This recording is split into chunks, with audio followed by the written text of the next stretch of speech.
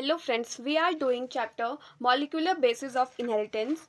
इस वीडियो का हम पार्ट फर्स्ट कर चुके हैं, जिसमें हमने डिस्कस किया था डीएनए के बारे में, structure of polynucleotide chain, silent feature of double helix, central dogma, reverse transcription, packaging of DNA helix in eukaryotes and prokaryotes and different region in chromatin. आज हम पढ़ेंगे कुछ रिसर्च जो इसमें हुई थी, जेनेटिक मटेरियल के लिए जो डिफरेंट रिसर्च हुई थी उनके बारे में हम पढ़ेंगे।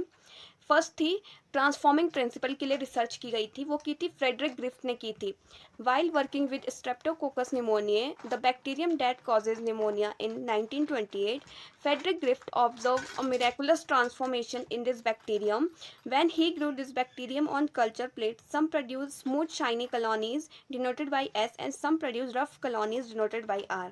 अब क्या होता है, जो फ्रेडरिक ग्रिफ्ट जो साइंटिस्ट थे, वो जब स्ट्रेप्टोकोकस एक बैक्टीरिया था, जब वो उसके साथ काम कर रहे थे, यानी कि उससे कुछ उसको उस पर एक्सपेरिमेंट कर रहे थे। अब ये स्ट्रेप्टोकोकस निमोनिया जो बैक्टीरिया है, ये क्या करता है, ये निमोनिया कॉज करता है। तो ये क्या, जब वो उसके साथ वर्क कर रहे थे, इस पर एक्सपेरिमेंट कर रहे थे, 1928 की बात है, तो वो एक मिराकुलस ट्रांसफॉर्मेशन देखते हैं, यानी कि उसमें कुछ चेंज देखते हैं उस बैक्टीरिया में। तो इस बैक्टीरिया को एक कल्चर प्लेट में ग्रो करते हैं, तो इनमें से क्या होता है कि कुछ bacteria smooth shiny colonies produce करती है, जिनको हम एस से डिनोट करते हैं, और जो कुछ बैक्टीरिया थे वो रफ कॉलोनीज प्रोड्यूस करती हैं, जिसको हम आर से डिनोट करते हैं। S-stained bacteria has polysaccharide coat which give rise to smooth shiny colonies. R-stained bacteria lacks this coat. अब क्या होता है, जो S-stained बैक्टीरिया था उसके पास क्या होता है, एक पॉलीसेक्राइड कोट होता है, जिसकी वजह से वो स्मूथ शाइनी कॉलोनीज प्रोड्यूस करते हैं। बट जो R-stained बैक्टीरिया था उसमें कोई पॉलीसेक्राइड कोट नहीं होता है, जिसकी वजह से वो रफ कॉलोनीज बनाता है। S-stain is virulent and causes pneumonia while R-stain is non-virulent. जो S-stain था वो वायरुलेंट था, वायरुलेंट यानी कि वो नुकसान पहुंचाने वाला था, लेकिन और क्या करता था, निमोनिया कॉज करता था ऑर्गेनिल्स के अंदर। बट अगर वही हम बात करें आर स्टेन की, तो आर स्टेन क्या था, नॉन वायलेंट था, यानी कि ये कोई खतरनाक नहीं था।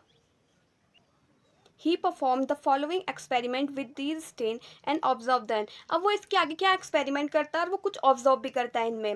S strain bacteria inject into mice, mice develop pneumonia and die. अब वो क्या करता है, वो सबसे पहले एस स्टेन को लेता है और माइस के अंदर इंजेक्ट कर देता है, यानी कि चूहे के अंदर इंजेक्ट कर देता है। तो उसके बाद वो क्या देखता है कि जो एस स्टेन था वो माइस के अंदर निमोनिया कॉज कर देता है, और इसकी वजह से क्या होता है, माइस के अंदर मर जाता है। R strain inject into mice, mice alive. अब उसके बाद वो आर स्टेन बैक्टीरिया को माइस के अंदर डालता है, चूहे के अंदर डालता है, लेकिन चूहे को इससे मरता नहीं है, चूहा जिंदा रहता है। थर्ड वो करता है कि heat kill strain inject into mice, mice live. Griffith found that heat kills the bacteria. अब उसके बाद वो हीट किल्ड एस स्टेन डाला, पहले उसने क्या किया था, सिर्फ एस स्टेन डाला था, बट उसके बाद वो हीट किल्ड एस स्टेन डालता है, तो वो देखता है कि माइस फिर जिंदा रहता है, जबकि हमने सिर्फ जब एस स्टेन डाला था उस टाइम पे माइस मर गया था। जब वो heat kill S strain plus R strain डालता है माइस के अंदर, तो माइस क्या होता है, मर जाता है, जबकि हमने जब सिर्फ आर स्टेन डाला था तो माइस क्या था, जिंदा था। Observation. Not only did the mice inject with the heat-killed S stain plus R stain dye, but Griffith also recovered live S stain bacteria from the dead mice. अब हमने देखा कि उसने माइस में सिर्फ उसने उसने क्या किया, उसने सिर्फ माइस में heat killed S strain plus R strain सिर्फ इंजेक्ट ही नहीं किया, बट जब चूहा मर गया था तो उसके बाद उसने जिंदा एस स्टेन बैक्टीरिया को माइस से बाहर भी निकाला है, यानी कि उसकी जो माइस था, डेड माइस था, उसकी बॉडी में जो एस स्टेन था वो अभी भी क्या था, अलाइव, यानी कि जिंदा था वो, उसकी बॉडी के अंदर अभी भी वो स्टेन। कंक्लूजन ये था, he concluded that this was because of R strain had somehow been transformed by the heat killed S strain. This, he argued, was due to the transfer of a transforming principle from S stain to R stain, which made R stain. हमने पहले बात की थी जो S stain था वो violent था और जो R stain था वो नॉन वायलेंट था, बट जब हमने उसका जो फोर्थ एक्सपेरिमेंट था जिसमें उसने R stain को हीट किल्ड S stain के साथ डाला था, तो वहाँ पे क्या हो जाता है कि चूहा मर जाता है, जिसकी वजह से R stain मतलब अब मरेगा, तो इसलिए जब वो R stain क्या होगा, वायलेंट रहा होगा, इसीलिए मरा होगा। तो यहाँ पे फ्रेडरिक ग्रिफ्ट यही प्रूव करते हैं कि यहाँ पे कुछ आर स्टेन में क्या है, ट्रांसफॉर्मेशन आया है कुछ ना कुछ, किसकी वजह से, आर स्टेन, जिसकी वजह से आर स्टेन वायलेंट हो गया है एस स्टेन की तरह। Now second experiment is biochemical characteristic of transforming principal. अब जो इसका बायोकेमिकल कैरेक्टरिस्टिक है, जो फ्रेडरिक ग्रिफ्ट था, इसने तो सिर्फ ट्रांसफॉर्मिंग प्रिंसिपल को प्रूफ किया था, बट इसके जो बायोकेमिकल कैरेक्टर्स था कि यानी कि किसके वजह से यानी कि अब इसमें ये है कि जो ये ट्रांसफॉर्मेशन आर स्टेन में, ये किसकी रसेवा, ये डीएनए की रसेवा, प्रोटीन की रसेवा, आरएनए की रसेवा। तो इसको प्रूफ कौन करता है, इसको Oswald Avery, Colin MacLeod and Maclyn McCarty proof करते हैं। ये 3 साइंटिस्ट इसको प्रूफ करते हैं। कैसे प्रूफ करते हैं हम आगे देखेंगे। Avery, MacLeod and McCarty together set out to determine the biochemical nature of transforming principle identified by Griffith. These people purified DNA, RNA and protein from the heat kill S stain and determined which macromolecule convert R stain into S stain। अब ये तीनों क्या करते हैं कि एक experiment करते हैं जिसमें ये डीएनए, आरएनए और प्रोटीन को क्या करते हैं, प्योरीफाई करते हैं। कहाँ से प्योरीफाई करते हैं, हीट किल्ड एस स्टेन से उसको प्योरीफाई करते हैं, आरएनए, डीएनए और प्रोटीन्स को, और देखते हैं कि इन तीनों में से कौन सा वो मैक्रोमॉलिक्यूल है जिसने आर स्टेन को एस स्टेन में कन्वर्ट किया, यानी कि आर स्टेन को एस स्टेन की तरह वायलेंट बनाया है। तो उसका एक्सपेरिमेंट ये था, they first treated the heat killed S strain with protease to break down protein, subsequently they treat it with RNases and then, अब वो क्या करते हैं कि सबसे पहले हीट किल्ड एस स्टेन में प्रोटीएज डालते हैं। वो प्रोटीएज क्यों डालते हैं, ताकि वो क्या कर सके, वो प्रोटीन का ब्रेक डाउन कर सके। उसके बाद वो क्या करते हैं कि उसके बाद वो फिर उसमें हीट किल्ड एस स्टेन को किसके साथ ट्रीटमेंट करते हैं, हीट किल्ड एस स्टेन का आरएनए के साथ। अब आरएनए के साथ करते हैं, क्यों, वो क्योंकि आरएनए को ब्रेक डाउन करना चाहते हैं।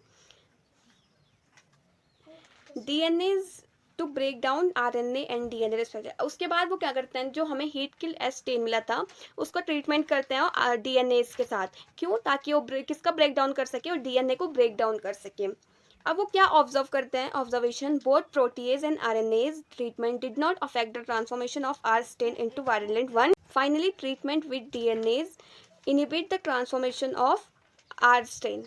अब वो क्या करते हैं, जब हमने देखा पहले उन्होंने हीट किल एस स्टेन का ट्रीटमेंट किया था प्रोटीएज और आरएनएज के साथ, लेकिन ये कोई इफेक्ट नहीं है, इसको कोई अफेक्ट नहीं करता है, इस वजह से कोई ट्रांसफॉर्मेशन नहीं होता है आर स्टेन का। उसके बाद जब वो डीएनएज के साथ इसका ट्रीटमेंट करते हैं तो उन्हें आर स्टेन में कुछ ट्रांसफॉर्मेशन दिखता है। तो conclusion, they concluded that genetic material is not protein और RNA but it is DNA. However, this discovery was not accepted by all biologists। अब वो कंक्लूजन ये निकालते हैं कि जो जेनेटिक मटेरियल है वो कौन है, वो ना आरएनए है ना प्रोटीन है, जेनेटिक मटेरियल है डीएनए। लेकिन इस डिस्कवरी को बहुत सारे जब उस टाइम के बायोलॉजिस्ट थे वो अनएक्सेप्ट कर देते हैं। थर्ड हमारा एक्सपेरिमेंट था, the genetic material is DNA. अब इसके लिए रिसर्च की गई। इस पर रिसर्च कौन करता है, Alfred Hershey and Martha chase करते हैं। Hershey and Chase in 1952 conclusively proved that DNA is genetic material। They worked with the bacteriophage viruses that infect bacteria। Hershey and Chase जो दो साइंटिस्ट थे वो 1952 में प्रूव करते हैं कि डीएनए क्या है, जेनेटिक मटेरियल है। वो वर्क करते हैं बैक्टीरियोफेज वायरस के साथ। क्यों वो उस पर वर्क क्यों करते हैं, बैक्टीरियोफेज वायरस पे, क्योंकि वो क्या करते हैं, वो इन्फेक्ट करते हैं बैक्टीरिया को। Bacteriophage attach and delivers is genetic material into the bacterial cell where it generate more virus particle. Hershey and Chase use bacteriophage in experiment. तो अब उसके बाद क्यों वो यूज़ करते हैं, बैक्टीरियोफेज होता है वो इन्फेक्ट करता है बैक्टीरिया को। वो क्या करता है, वो बैक्टीरिया पे अटैच हो जाता है, चिपक जाता है। उसके बाद अपना जेनेटिक मटेरियल बैक्टीरियल सेल में डाल देता है और मोर और ज़्यादा वायरस पार्टिकल जनरेट करता है। Now labeling, some viruses were grown on medium containing radioactive phosphorus and some on the medium containing radioactive sulfur। अब कुछ वायरस को वो ग्रो करते हैं किसमें, medium containing radioactive phosphorus, and कुछ को ग्रो करते हैं the medium containing radioactive sulphur. Viruses grown on radioactive phosphorus have radioactive DNA but not protein since DNA contain phosphorus। अब जिन वायरसों को रेडियो एक्टिव फॉस्फोरस पे ग्रो किया था हमने, तो उनके पास क्या होता है, रेडियो एक्टिव डीएनए होता है। क्यों होता है उनके पास रेडियो एक्टिव डीएनए, क्योंकि डीएनए के पास फॉस्फोरस होता है। Viruses grown on radioactive sulphur have radioactive protein but not DNA since DNA did not contain sulphur. जिन बैक्टीरिया को हमने रेडियो एक्टिव सल्फर में ग्रो किया था उनके पास क्या होता है, उनके पास होता है रेडियो एक्टिव प्रोटीन। क्यों, क्योंकि जो डीएनए होता है वो सल्फर को, डीएनए के पास सल्फर नहीं होता है। अब इसके 3 स्टेप हैं, infection, blending and centrifugation. Infection में क्या होता है, the radioactive bacteriophages were then allowed to infect the bacteria E coli. अब जो रेडियो एक्टिव बैक्टीरियोफेज थे, हमने अभी ऊपर बात की कि कुछ वायरस को हमने रेडियो एक्टिव सल्फर में ग्रो किया था तो उनके पास क्या था, रेडियो एक्टिव प्रोटीन था। जिनको हमने रेडियो एक्टिव फॉस्फोरस में ग्रो किया था उनके पास क्या था, रेडियो एक्टिव डीएनए था। अब हम इन रेडियो एक्टिव बैक्टीरियोफेजेस को इन्फेक्ट अब जो ये रेडियो एक्टिव बैक्टीरिया फेज है ये किसको इन्फेक्ट करते हैं, ये बैक्टीरिया को इन्फेक्ट करते हैं। किस बैक्टीरिया को? ई कोली को इन्फेक्ट करते हैं। Blending and centrifugation, as the infection progress the viral coats were remove from the bacteria by blending. अब जैसे जैसे इन्फेक्शन बढ़ता है तो जो वायरल कोड्स थे वो क्या होता है, वो बैक्टीरिया की बॉडी से रिमूव हो जाते हैं। Then centrifugation was used to separate the viral particles from the bacteria. अब सेंट्रिफिकेशन में क्या होता है कि जो वायरल कोड्स निकले थे बैक्टीरिया से वो उसको रिमूव करने, उनको सेपरेट करने के काम आता है। किससे सेपरेट करना? बैक्टीरिया से सेपरेट करने में यूज होता है सेंट्रिफिकेशन। ऑब्जर्वेशन इसका क्या था? Bacteria infected with viruses having radioactive DNA were radioactive, while bacteria infected with virus that have radioactive protein were not radioactive।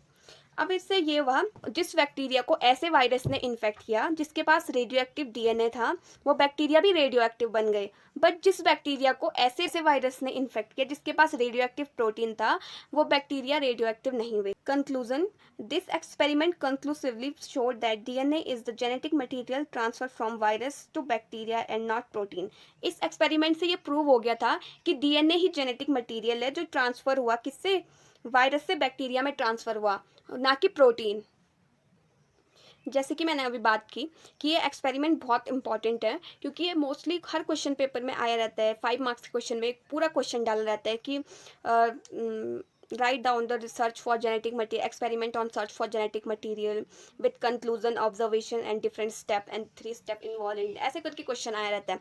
तो इसमें आप थ्योरी तो लिखेंगे बट साथ साथ आपको ये डायग्राम भी आपको बनाना है उसमें, तब आपको कंप्लीट 5 मार्क्स मिलेंगे उसमें।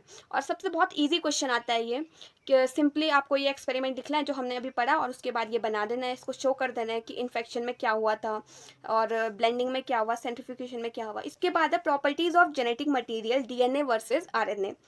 Criteria to be fulfilled to be a genetic material are. अब एक जेनेटिक मटेरियल होने के लिए कुछ क्राइटेरिया होता है, वो क्राइटेरिया क्या है अब हम वो देखेंगे। फर्स्ट है कैपेबल ऑफ रेप्लिकेटिंग इटसेल्फ, अपने आप रेप्लिकेशन होना चाहिए। Chemically and structurally stable, chemically and structurally stable होने चाहिए। Provide scope for mutation which can leads to evolution, उसमें कम से कम म्यूटेशन होने के यानी कि चेंज होने के चांस होने चाहिए, इसी की वजह से तो इवोल्यूशन होगा।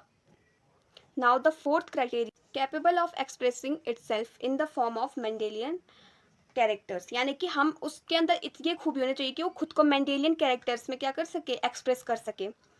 DNA is preferred as genetic material not RNA. अब डीएनए को ही जेनेटिक मटेरियल क्यों चूज किया, आरएनए को क्यों नहीं किया? DNA is structurally more stable than RNA, DNA ज़्यादा स्टेबल है आरएनए से। DNA is chemically more stable than RNA, DNA structurally भी और केमिकली भी आरएनए से ज़्यादा स्टेबल है। DNA has double stranded structure, DNA के पास डबल हैंडेड स्ट्रक्चर है इसलिए वो ज़्यादा स्टेबल है।